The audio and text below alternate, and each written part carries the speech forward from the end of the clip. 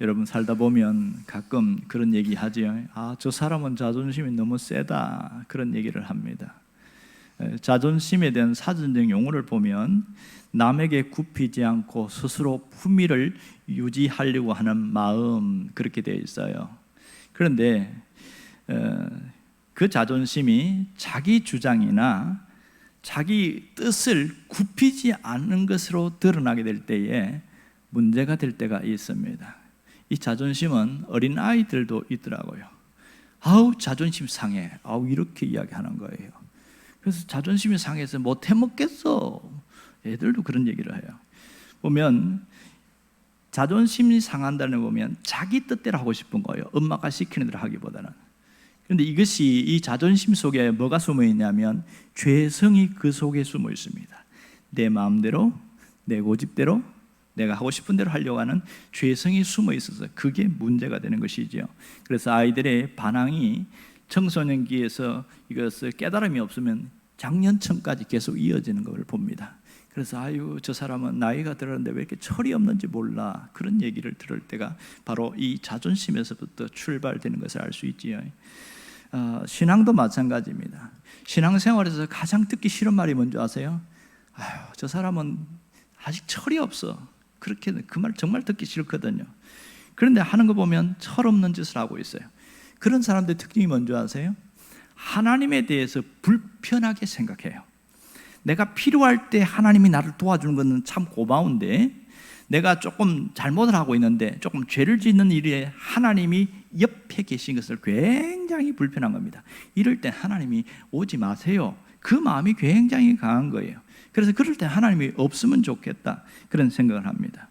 그러다 보니까 자기가 독립적으로 살아가는 것이 굉장한 매력을 느끼고, 그러다 보니까 그 자존심이 어느 날 깨지는 순간이 오는 거예요. 와락 깨어질 때에 왜 그랬을까? 신앙적으로 한번 근본적으로 들어가 보니까 하나님을 의존하는 그 마음이 무너졌기 때문에 그렇다, 그런 일이 있더라고요.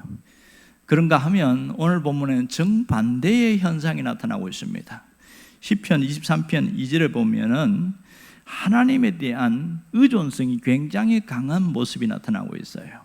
그 자존심을 부리는데 하나님 안에서 회복된 자존심을 갖고 있는 사람이 나타나고 있습니다.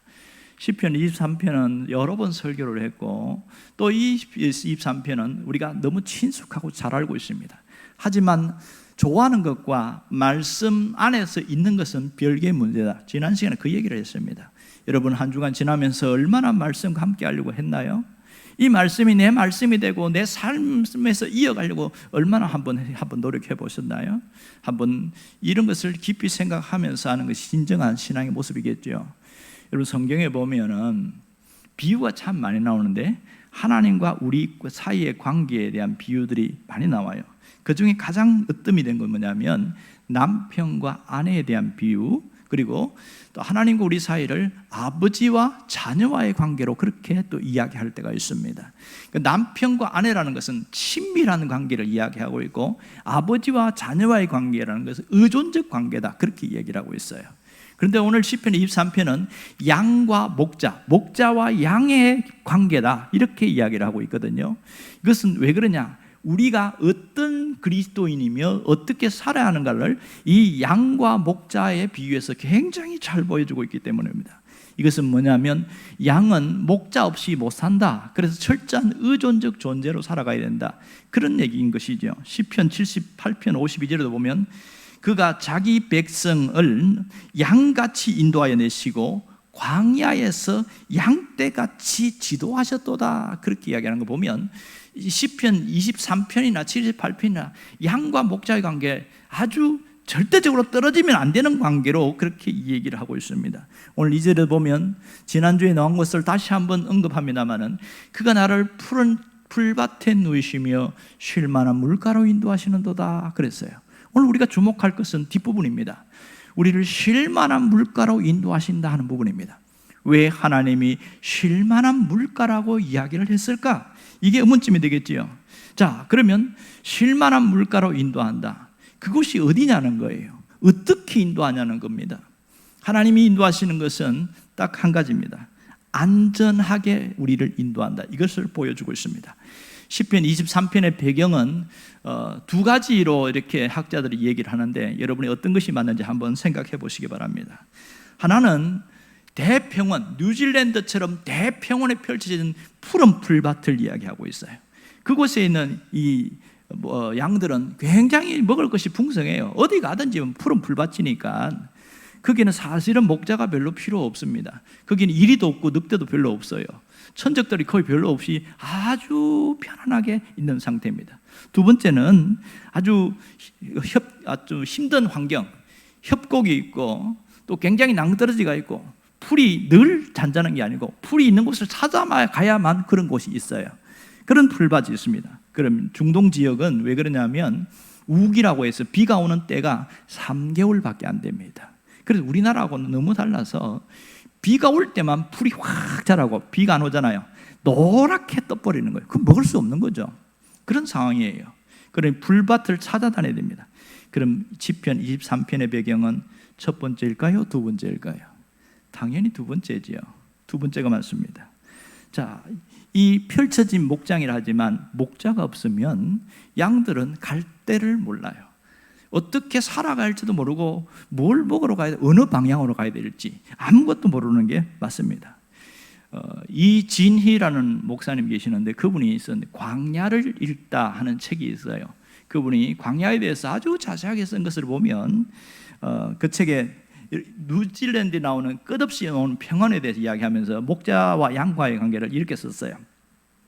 굉장히 양들이 살기 좋고 편안한데 그런데 거기는 너무 좋은데 대반전이 일어난다 이러면서 이렇게 썼습니다. 그러나 아이러니하게도 뉴질랜드 양들이 두려워하는 것이 한 가지 있습니다. 어느 날 갑자기 보이지 않는 목자가 나타나는 겁니다. 그날은 다들 긴장합니다. 왜냐하면 바로 도살장에 끌려가는 날이기 때문입니다.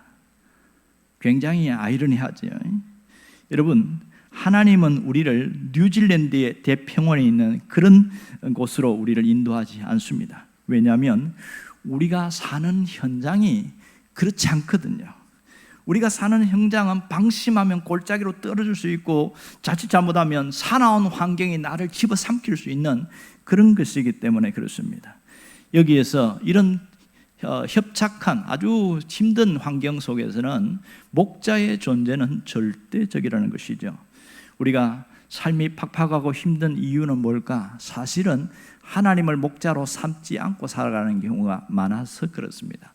하나님이 나의 목자가 됐으면 좋겠다. 모두 그렇게 생각해요. 하지만 하나님을 목자로 온전히 삼고 살아가느냐는 두 번째 문제입니다. 하나님을 절대적으로 의존하는 그런 삶이냐, 아니면 반만 의존하느냐, 아니면 10%만 의존하느냐, 거기에 따라서 삶이 펼쳐지는 것이 확실히 다른 겁니다. 자, 오늘 그런 가운데 쉴만한 물가로 인도하신다 이런 얘기를 하고 있어요. 이게 뭘까? 쉴만한 물가로 인도한다는 게 뭘까?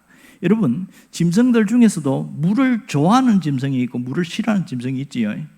물을 좋아하는 짐승들은 물에 사는 사람들 가장 좋아하겠죠. 그 개 중에서 리트리버 아시지요? 이 리트리버는 물을 굉장히 좋아합니다. 본래는 지금 요즘은 이제 시각 장애인들을 이끌어가는 온순하고 그러니까 그런 그 맹견으로 쓰는데 원래는 사냥견이었어요. 사냥할 때에 이 리트리버를 데리고 다닙니다. 기가 막힌 것은 새를 하늘에 쏘았는데 이게 호수에 떨어지는 거예요. 건져올 방법이 없어요. 그러면 이 리트리버가 쏜살같이 가가지고 헤엄쳐가지고 콕 물어가지고 갖다 주는 거예요. 그래서 이름이 리트리버예요. 물 위에서 대대로 온다. 그렇게. 이런 개들은 천성적으로 물을 좋아합니다. 하지만 물을 끔찍히 싫어하는 짐승인데 그 중에 하나가 양입니다. 양은 물을 너무너무 먹는 건 좋아하지만 흐르는 물을 보면 본능적으로 두려움이 있어요. 공포가 있어요. 물이 흘러가면 거기서 자기가 빠져 죽는다는 것이 본능적인 거예요. 그냥 겨울에 한 10cm밖에 안 흘러도 흐르는 물을 보면 절대로 안 먹습니다. 못 먹어요. 안 먹는 게 아니라 두려워서. 이게 공포감이 있는 것이 물입니다. 그러니까 흐르는 물에 가서 먹어라. 왜 안 먹어? 괜찮아. 안전하니까 먹어. 막 윽박지르죠. 못 먹어요. 왜? 여기에서 내가 입을 대면 빠져 죽는다는 것이 본능적이기 때문에 못 먹습니다. 그러니까 착한 목자는, 선한 목자는 절대로 그렇게 안 합니다. 그러니까 나쁜 목자는 하기 싫으니까 갖다가 집어넣고 무조건 먹으라고 하는데, 그러면 양들이 막 미치려고 그래요. 그럼 어떻게 하느냐? 물이 흐르지 않습니까? 그러면 나무와 이 돌들을 가지고 막아요. 이렇게 사이사이에 막아서 물이 이렇게 고이게 만들어요. 이렇게 고이갖고 약간 이게 흐르는 것이 멈출 그 상태가 쉴만한 물가입니다. 안전하게 먹을 수 있는 상태. 그래서 quiet waters, 영어 성경에 보면 그렇게 써놨어요. 그러니까 어떤 데는 still water라고 이렇게 합니다. 이렇게 아주 잔잔한, 이 움직이지 않는 그런 조용한 물가, 움직이지 않는 물, 뭐 그런 얘기를 합니다. 자, 진짜 착한 목자는 선천적으로 물에 대한 약점을 가진 양을 알고 그 양들이 먹기 편하게끔 만들어주는 것이 진짜 목자입니다. 이런 배경 속에서 여호와는 나의 목자시다 이렇게 말한 거예요.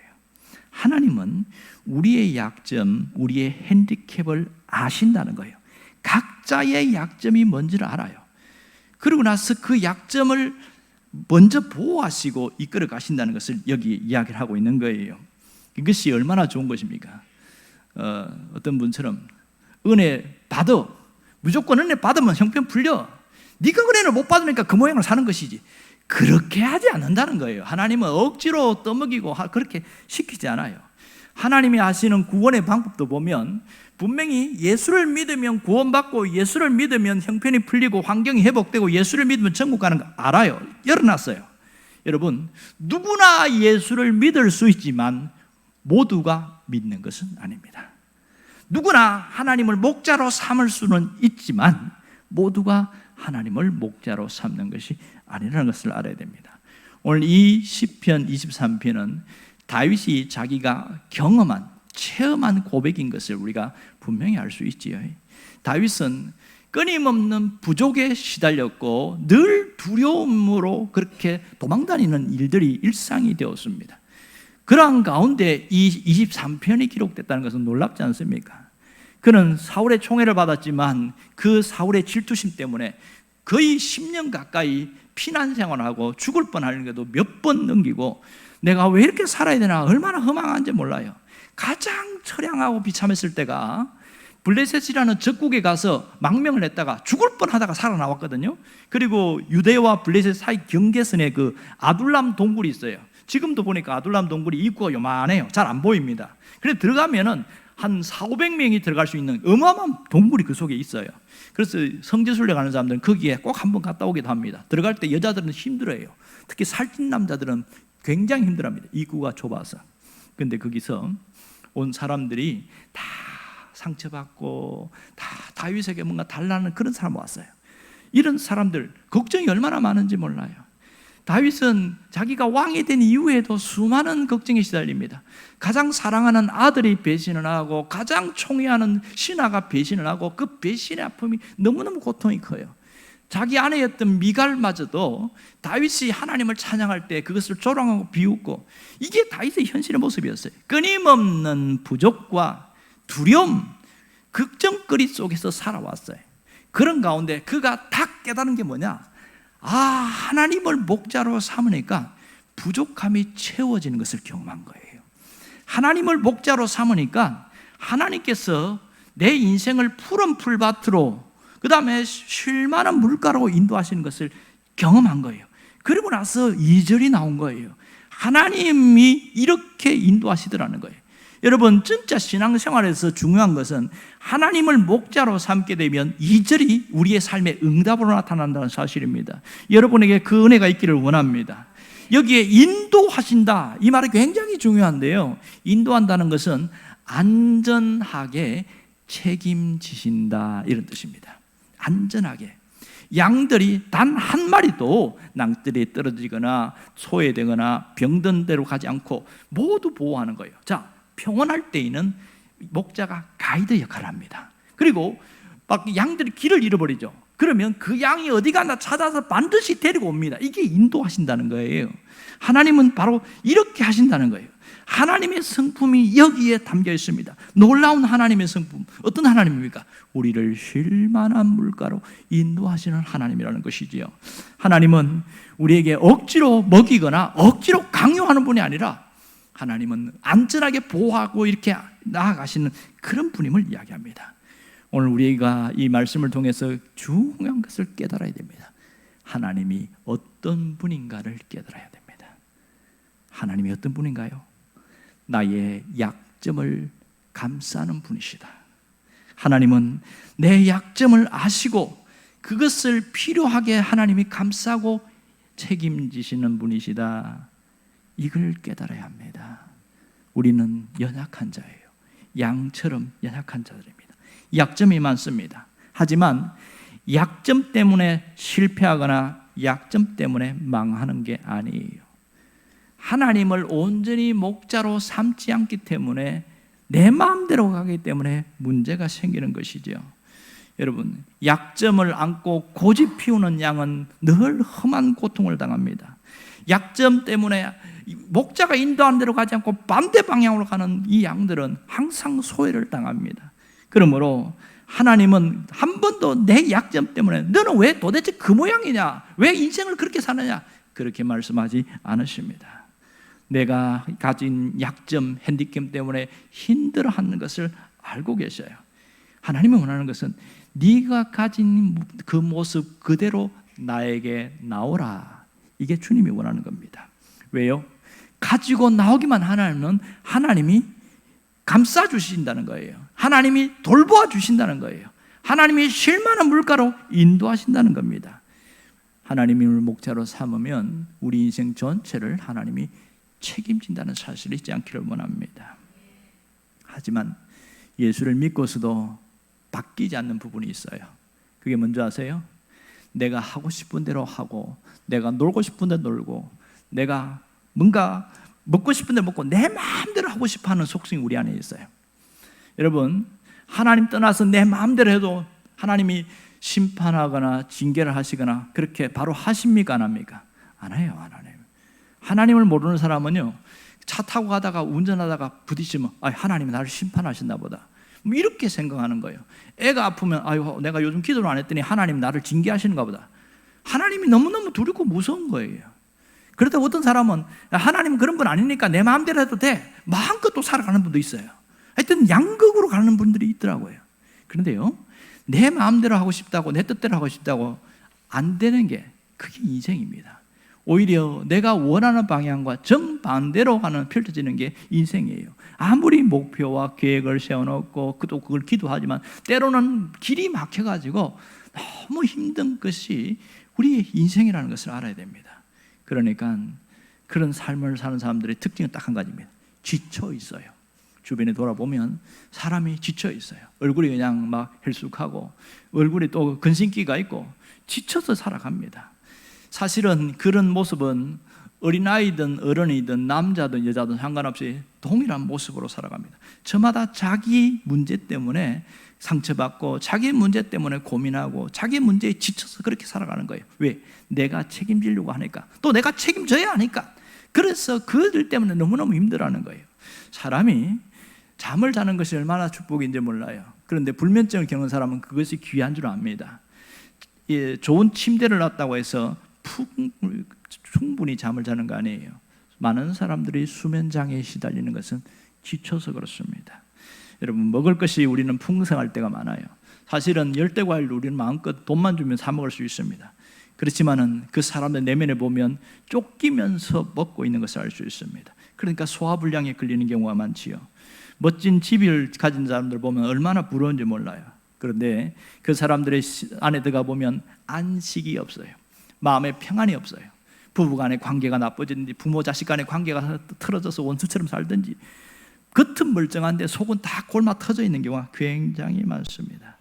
사람들과 만나고 교제하고 그러지만은 진정 마음을 나눌 수 있는 사람이 극소수에 불과하다는 겁니다. 그래서 내 마음을 알아주는 사람이 없기 때문에 더 스트레스 받고 더 힘들어하는 것이 우리의 현실입니다. 그러니 우리는 무언가에 쫓기면 살아가고 내 마음조차도 편히 털어놓으면 이것이 말거리가 되어서 못하는 경우, 이게 우리의 현실이니까 너무너무 힘든 거예요. 그래서 더 잘 살수록, 더 편안할수록 병이 많다, 이렇게 이야기합니다. 마음의 병도 있고 육체의 질병도 있고, 그러니 이것이 사회 문제까지 시달리게 되는 경우가 많습니다. 문제는 예수를 믿는 사람에게도 이런 현상이 일어나는 거예요. 예수 안 믿는 사람과 별반 차이가 없는 똑같은 삶을 살아가고 있어요. 그게 더 안타까운 것이죠. 뭔가 예수를 믿으면 달라져야 되는데 왜 달라지지 않을까? 딱 한 가지입니다. 말씀대로 살지 않기 때문에 그렇습니다. 말씀을 알아요. 모르는 게 아니에요. 하지만 그 말씀대로 안 사니까 피곤하고 지치고 늘 힘든 인생을 살아가는 겁니다. 하나님, 우리가 이런 비극적인 인생을 살지를 원치 않습니다. 이런 인생의 종지부를 찍기를 원하십니다. 어떻게 하면 이런 비극적인 인생을 종지부를 찍을 수 있습니까? 하나님께로 온전히 돌아오면 됩니다. 내 마음을 하나님께로 온전히 돌이키는 거예요. 어떤 분은 전 하나님을 한 번도 버린 적이 없어요. 그리고 교회 안 나가요. 예배도 안 드려요. 벌써 이미 한 1년 됐어요. 이 사람 정말 하나님께 온전히 돌아온 사람이라고 말할 수 있을까요? No. 생각과 의식만 하나님을 믿는 것이지 그는 진정으로 하나님께 돌아온 사람이라고 말할 수 없습니다. 여러분, 하나님께 온전히 돌아온다는 것은 하나님이 이끄시는 대로 가겠다는 신앙적 결단이 있는 거예요. 하나님이 이끄신 대로 가기만 하면 거기서부터 문제가 풀리는데, 우리는 내가 가진 고집, 내 주장, 그것이 나를 하나님이 이끄신 대로 못 가게 만들어요. 하나님이 목자가 됐으면 좋겠다고 말은 하지만 정말 목자로 삼고 신뢰하고 온전히 신뢰하지 못해요. 여기 있는 분은 대부분 하나님을 신뢰합니다. 하지만 스스로 한번 돌아보세요. 온전히 100% 하나님을 신뢰하는가? 여기에 문제가 있습니다. 예수를 믿어도 정반대로 살아가는 사람이 굉장히 많습니다. 하나님이 이끄신 대로 가기보다는 내가 가고 싶은 대로 가기를 원해요. 하나님이 인도를 받기보다는 다른 것에 인도를 받고 싶어 하는 것이 인간이 타락한 본성입니다. 여러분, 불행은 거기서부터 시작됩니다. 잘못된 인도자를 따라가면 인생은 불행해집니다. 옛날에 그런 일이 있었어요. 미국에서 보통 이제 추수감사절 되면 그들은 믿든지 안 믿든지 축제를 벌입니다. 예수를 안 믿어도 축제를 벌여요. 뭐 하냐? 그때 여행 계획을 세워요. 어떤 한 가정이 이 추수감사절 그 시대에 계획을 세워서 뭐 시애틀에 있는 친척도 방문하고 북쪽으로 올라가가지고 그 서해안 고속도로를 타고 쭉 가서 해변도 들렸다가 이렇게 또 어떤 공원 있잖아요. 그런 데 갔다가 오기로 계획을 딱 짜고 갔어요. 아무 문제 없어요. 그런데 요즘은 내비게이션이 있어서 훨씬 쉽잖아요. 그 당시에 내비게이션이 없으니까 지도책 펼쳐놓고 어느 길로 갔다가 어느 코스로 갔다가 몇 번 도로를 타고 이렇게 계획을 짜고 가는 겁니다. 그래서 2번 도로를 타고 갔다가 42번 도로로 내려서 이렇게 가면 된다. 그렇게 쫙 가는데 문제 없어요. 다 무사히 가는데 잠깐 한눈 파는 사이에 42번 도로 인터체인지를 벗어나서 그냥 직진으로 달려버린 거예요. 7, 8km를 가서 이 길이 좀 이상한데? 표지판이 이상한 거거든요. 보니까 지나쳐왔어요. 그러면 쭉 가다가 유턴해서 돌아오면 되잖아요. 그게 귀찮은 거야. 그랬더니 지도를 다시 보니까 지름길이 있어요. 이렇게 해서 가면 되겠네. 지름길이 있어요. 아까지 뭐 그냥 가는 김에 가지 뭐 이렇게 해서 지름길로 갔는데 지도에 나와 있는 것과 눈앞에 있는 펼쳐진 길이 좀 다른 거예요. 가긴 가는데 자꾸 길이 좁아져요. 그리고 자꾸 어디론가 산길로 인도하는 거예요. 이게 지름길은 맞는데 산길로 인도하는데 가다가 길을 잃어버렸어요. 딱 보니까 중간에서 더 길이 안 나와요. 그냥 아이고 오도 가도 못한데 설상가상으로 날씨가 추워지고 북쪽이다 보니까 눈까지 내린 겁니다. 아이고 큰일 났어요. 기름 가스는 다 지금 떨어지고 있고요. 이거 어떻게 해야 됩니까? 내려가지고 차 타고 돌아와도 또 어디로 가야 될지도 몰라요. 밤이 돼버리니까. 그 다음 아침까지 뭐 시동 켜놓고 벌벌 떨면서 그렇게 지냈는데 아침 돼도 하얀 눈이 덮이니까 아무것도 안 보이는 거예요. 마침 옆에 있는 거 야생 뭐 어떤 딸기라든지 뭐 이상한 거 있잖아요. 산딸기 비슷한 그런 것들 그거 먹고. 그런데 이 아버지가 가장으로서의 책임이 있다 하고 아내와 딸을 두고 내가 가서 구조대를 이렇게 신고해서 올 테니까 기다려 이랬어요. 그리고 갔는데 안 돌아온 겁니다. 기가 막히죠. 어떻게 하다가 지나가는 어느 등산객인지 뭔가 차가 이렇게 불이 켜진 거 보고 갔더니 막 벌벌 떨고 있는 거예요. 그래서 빨리 연락을 해가지고 구조대가 왔어요. 놀라운 건 뭔지 아세요? 바로 옆에 지도에 없는 4km만 가면 산장이 있었어요. 거기 가면 따뜻하게 쉴 수 있고 살 수 있었는데 그걸 몰랐던 거죠. 그리고 그 아버지는 오히려 나갔다가 길을 헤매다가 동사한 채로 그렇게 끝났습니다. 그 비극적인 그런 일들이 있더라고요. 인생은 내 마음대로 안 됩니다. 누군가가 인도자가 똑바르지 않으면 인생은 틀어지는 것이 우리의 현실이에요. 그래서 우리의 인생은 가이드가 굉장히 중요합니다. 지금은 내비게이션이 있어서 이게 잘못된 길로 가서 돌아오게 만들어 주잖아요. 그런데 가끔요 이 장애를 일으키는 경우가 있어요. 실제로 어떤 목사님이 부산에 갔는데 자기가 그 갔다가 어떤 세미나 장소 갔나 봐요. 늘 하던 것이 새벽기도니까 내가 새벽기도 가야 되겠다 하고 어느 교회를 찍고 갔어요. 그런데 1시간을 가는데 교회가 안 나오는 거예요. 아무리 찾아도 엉뚱한 데만 나오는 거예요. 나중에 봤더니 내비게이션 그때가 통신 장애를 일으켜가지고 그래 뻘뻘 땀을 흘리고 그냥 뭐 이리 갔다 저리 갔다 하다가 다시 돌아왔다는 거예요. 그랬 내비게이션도 믿을 만한 게 못 되는구나. 그런 얘기를 하는 거예요. 가끔 장애를 일으키면 문제가 일어납니다. 여러분 우리는 누구의 인도를 받느냐 대단히 중요합니다. 무엇의 인도를 받습니까? 예수 믿는 사람은 주님의 인도를 받아야 됩니다. 예수 믿는 사람은 세상의 성공이 우리를 인도한다는 게 아닌 걸 분명히 확신해야 돼요. 물질이 인도를 받는 사람은 물질에 끌려 살아갑니다. 어떤 분은 TV는 나의 목자시니 내가 부족함이 없으리로다 이러면서 텔레비가 자기의 인생을 인도하는 걸 그렇게 알아요. 젊은이 중에는 스마트폰이 자기 인생의 인도자가 됩니다. 어떤 분이 쓰는 거 보니까 스마트폰서 23편 이렇게 써놨더라고요. 그 내용 중에 뭐라고 나왔냐면 스마트폰은 나를 인터넷 세상으로 누이시며 실만한 아이콘으로 인도하시는도다 뭐 이렇게 써놨어요. 야, 참 다른 거 없어도 휴대폰만 있으면 된다는 거예요. 그렇게 해야 돼요. 그러니까 문제가 생기는 것이죠. 여러분 하나님의 인도를 받으면요 놀라운 일이 생겨요. 2가지 축복이 있습니다. 첫 번째는 뭔지 아세요? 안식, 평안함입니다. 그냥 생각에서 느끼는 평안이 아니고 훅 밀려오는 평안함이 있죠. 지금 돈 때문에 쩔쩔매는데 갑자기 마음 편안해. 몸이 아파서 늘 힘든데 마음은 편안해. 이 누가 주는 겁니까? 하나님이 주시는 평안함이에요. 이 평안함을 경험하지 못하면 늘 두렵고 늘 걱정되고 늘 막 쫓겨요. 어디든 쫓기는 그런 삶을 살아갑니다. 평생 염려와 고민에서 벗어나지 못하는 거예요. 여러분 내 인생은 하나님의 인도보다 우선되는 것은 없다. 여기에 종집을 찍어야 됩니다. 어떤 것도 하나님보다 우선되는 인도는 없다. 이게 기본적으로 되어져야 하나님의 인도함을 받을 수가 있습니다. 내 계획이 중요하지만 그 계획도 하나님의 인도하심을 우선으로 내세울 때에 하나님이 역사하십니다. 그런 사람이 주신 축복이 뭐예요? 평안합니다. 내 영혼 평안해 내 영혼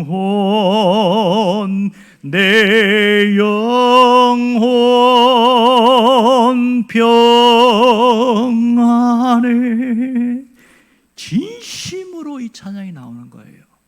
정말 맞습니다. 하나님 이 상황에도 내 영혼은 평안할 수 있습니다. 고백이 나오는 것이죠. 2번째 축복이 뭔지 아세요? 풍성한 삶이에요. 하나님의 인도를 받는 자에게 풍성한 삶이 예비되어 있습니다. 이것을 모르면 예수를 믿어도 초라한 삶, 늘 결핍된 삶, 늘 힘든 삶을 살아가는 거예요. 왜 그래요? 인도자가 잘못되었어요.